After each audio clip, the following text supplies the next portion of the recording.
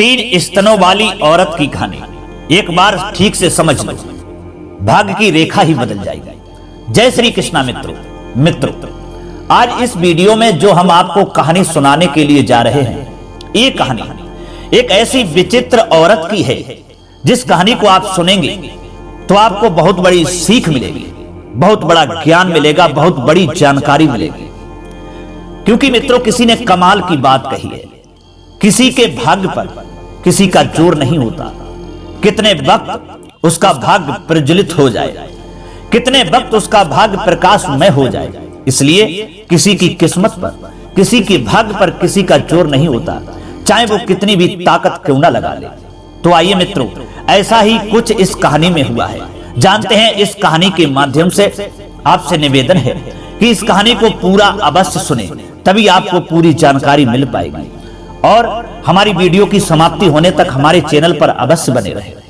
और यदि आप हमारे इस चैनल पर नए मेहमान दर्शक बनकर के आए हैं, आपने अभी तक हमारा चैनल सब्सक्राइब नहीं किया है, तो मित्रों मैं आपसे अनुरोध करूंगा और उम्मीद भी रखूंगा, आप पर विश्वास करता हूं कि आप हमारे इस चैनल को सब्सक्राइब जरूर करेंगे और बेल आइकन घंटी को भी अवश्य दबाएंगे। और मित्रों, आपसे यही निवेदन है, बार बार विनती है कि आप हमारे चैनल को सब्सक्राइब जरूर कर लेना, घंटी वाला बटन भी अवश्य दबा देना, क्योंकि आपका एक सब्सक्राइब करना हमारे लिए बहुत महत्व रखता है।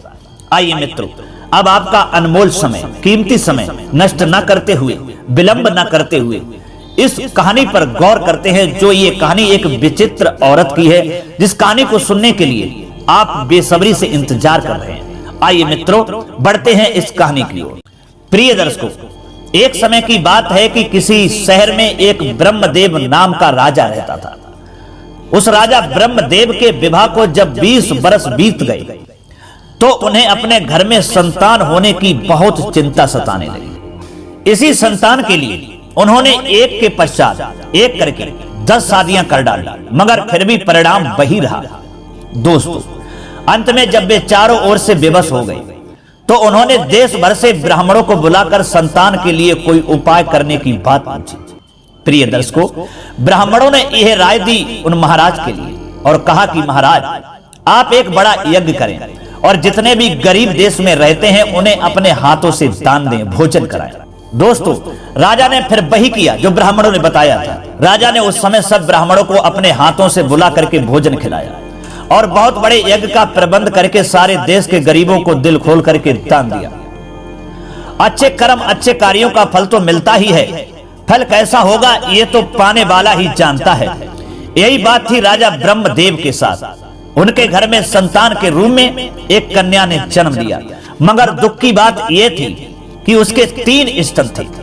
राजा को जब यह सूचना मिली तो उसने अपना माथा पीटते हुए कहा कि हे भगवान, तूने मुझे ये कैसी संतान दे दी, इससे तो मैं संतानहीन ही अच्छा था। ऐसी संतान का मुझको क्या लाभ। दोस्तों, मगर होनी को आज तक किसने टाला है, भाग्य की लकीरों को किसने आज तक बदला है। जो होना था हो चुका था। राजा के पास अपने हाथों से इस कन्या का गला घोटने की भी हिम्मत नहीं थी, परंतु उसे अपने पास रखने के पक्ष में भी वो राजा नहीं था। इस प्रकार राजा ने अपने नौकरों को बुला करके और कहा कि इस कन्या को ले जाकर दूर किसी जंगल में फेंकाओ। दोस्तों, मंत्री ने जैसे ही राजा के आदेश को सुना, उसने हाथ जोड़ करके कहा कि हे राजा, मैं जानता हूं कि 3 स्तनों वाली कन्या भारी होती है, मगर उसे इस प्रकार फेंकने से पहले पंडितों से पूछ लेना चाहिए कि उनकी क्या राय है। क्योंकि प्राचीन काल में एक राक्षस द्वारा पकड़ा गया पंडित पूछने से ही बच गया था। राजा ने बड़े आश्चर्य से उस मंत्री से पूछा, वो कैसे? मंत्री कहने लगा, सुनिए महाराज, मैं आपको एक कहानी सुनाता। दोस्तों, तब वह मंत्री राजा के लिए कहानी सुनाता है। मंत्री कहता है कि हे राजा, किसी जंगल में एक गरीब ब्राह्मण अकेला रहता था। एक बार कोई राक्षस उसके घर में घुस आया। उसने समझा कि इससे बढ़िया शिकार और कहां मिलेगा। ब्राह्मण ने जब अपनी मौत को सामने देखा तो वह घबराया नहीं, बल्कि अपनी बुद्धि की शक्ति का प्रयोग करके राक्षस से बचने का कोई रास्ता ढूंढने लगा। कुछ क्षणों में उसके मस्तिष्क में बात आई और स्वयं ही बोल उठा, अरे वाह भाई, तुम कितने अच्छे हो तुम्हारा तो हर अंग प्रभु ने मन से बनाया है। दोस्तों, ब्राह्मण की इस चाल को वह समझ गया था। तभी हंस करके वह राक्षस बोला, देखो भाई, तुम मुझे जो भी कहो अच्छा है, मगर एक बात का ध्यान रखो कि मैं तुम्हें खाए बिना यहां से नहीं जा सकता हूं। प्रिय दर्शकों, ब्राह्मण तो उससे भी तेज बुद्धि का था। उसने भी तुरंत कहा, देखो भाई, मैं जाति का ब्राह्मण हूं। यदि तुम मुझे खाना ही चाहते हो तो कम से कम ना धोकर शुद्ध होकर ही मुझे खाओ। कम से कम मैं अपवित्र होकर तो नहीं मरूंगा। दोस्तों, राक्षस ने ब्राह्मण से कहा, ठीक है, हमें तुम्हारी राय ये मंजूर है। मैं तुम्हारे कंधों पर बैठकर ही नहाने जाऊंगा, क्योंकि मुझे डर है कि कहीं तुम भाग ना जाओ। दोस्तों, तब वह पंडित कहने लगा उस राक्षस से, चलिए महाराज, मैं आपको अपने कंधों पर बैठाल करके ले चलता हूं और जो पास वाले सरोवर में आपको स्नान करा करके लाता हूं। दोस्तों, पंडित राक्षस को अपने कंधों पर बैठाकर साथ वाले गहरे सरोवर में ले गया। राक्षस कई दिनों का भूखा था। उसे पता था कि आज कई दिनों के पश्चात मानव का मांस खाने को मिलेगा। ब्राह्मण अपना दाव मार रहा था। उसे पता था वह जादू का सरोवर है। इतना गहरा सरोवर इस क्षेत्र में कोई नहीं है।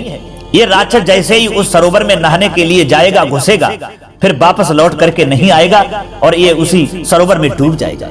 प्रिय दर्शकों, हुआ भी यही। जैसे ही राक्षस उस सरोवर में नहाने के लिए घुसा, गहरे पानी में ऐसा डूबा कि फिर निकल करके ही नहीं आ पाया। मंत्री कहने लगा, हे राजन, इस प्रकार से वह ब्राह्मण अपनी बुद्धि से बच गया था। इसलिए मैं आपसे यही प्रार्थना कर रहा हूं कि आप एक बार किसी ब्राह्मण से बुलाकर इस विषय में पूछ तो लें।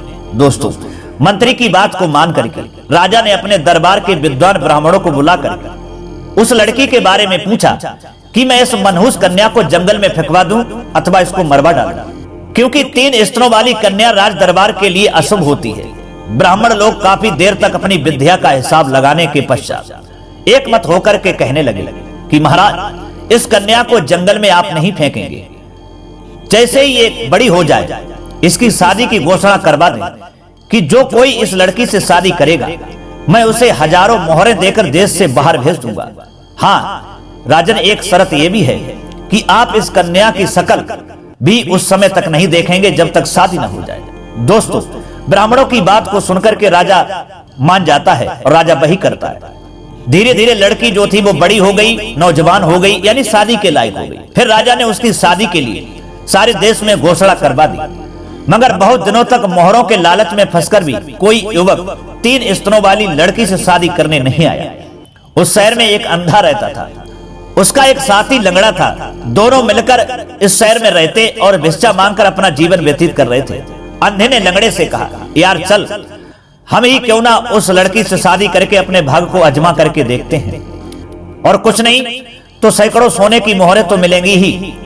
लड़की के 3 स्तन हैं, अपने को कौन सा नजर आता है। दोस्तों, लंगड़े ने अंधे की बात मान ली और उसे लेकर राजा के पास में गया और राजा से शादी करने के लिए कहा।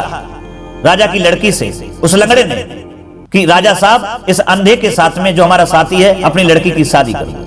दोस्तों, बात को मान करके राजा ने अपनी कन्या की शादी उस अंधे से कर दी और सोने की मोहरें उसे देकर के कहा कि अब मेरी आखिरी शर्त यही है कि तुम इस शहर को छोड़कर कहीं दूर चले जाओ, दोबारा लौट करके इस शहर में दिखाई मत देना। प्रिय दर्शकों, दोनों मित्र अंधे की पत्नी को लेकर के उस शहर से किसी दूसरे शहर में चले जाते हैं। वहां पर उन्होंने राजा की दी हुई मोहरों से एक बढ़िया मकान बनवाया। तीनों मिलकर उसमें रहने लगे। अंधे बेचारे को नजर कहां आता था।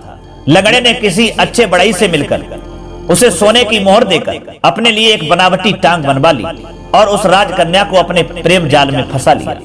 प्रिय दर्शकों, अब लड़के को अंधे की पत्नी से प्रेम हो गया। दोनों ने मिलकर सोचा कि इस अंधे को जहर देकर मार देते हैं, फिर हम दोनों मजे लूटेंगे। बात बात में ही सब काम पूरे होने लगे। लंगड़ा कहीं से मरा हुआ एक काला सांप ले आया।